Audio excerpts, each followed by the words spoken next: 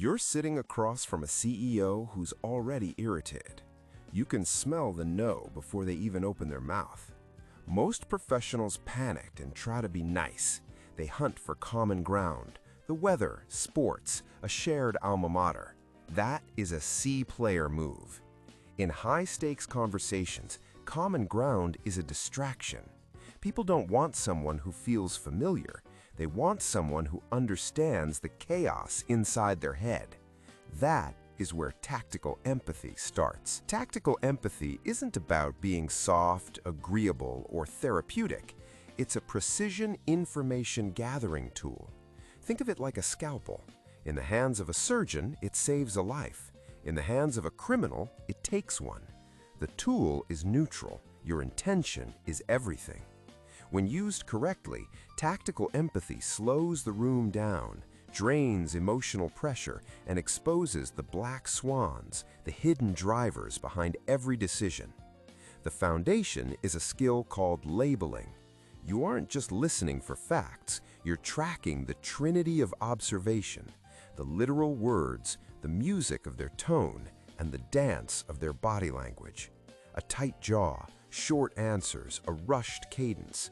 When you detect a negative emotion, you don't step around it, you name it. But there's a strict mechanical rule that makes or breaks this. You must avoid the I barrier. The moment you say, I think, or I'm hearing, you shift the spotlight back to yourself. To keep the focus on them, use neutral phrasing. It seems like, it sounds like, it looks like. This small linguistic shift lowers the counterpart's emotional reactivity and pulls the conversation out of the amygdala's fight-or-flight response and into the realm of rational logic. Let's make this actionable. Picture an impulsive boss dropping a last-minute assignment on you late Friday afternoon. Before you defend your schedule, run an accusation audit.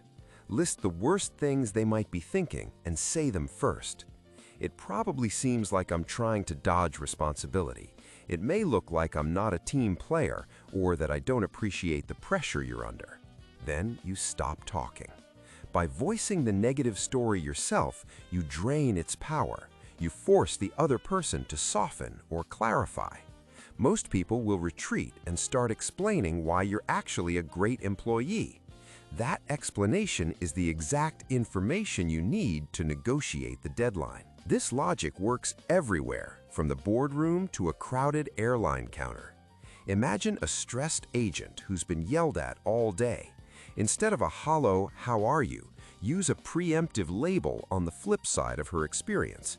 "I really appreciate how generous you've been with your time." She feels seen. Her frame shifts.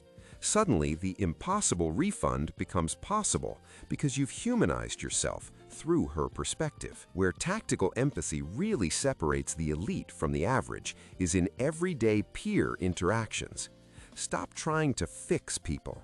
The instinct to solve problems fast actually shuts others down. Instead, apply the sounding board rule. Say it explicitly. "I'm not here to give advice. I just want to be a sounding board." Add a label. "It sounds like you're under a lot of pressure."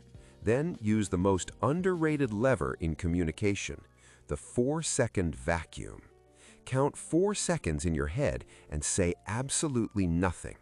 Silence creates a vacuum, and humans are hardwired to fill it.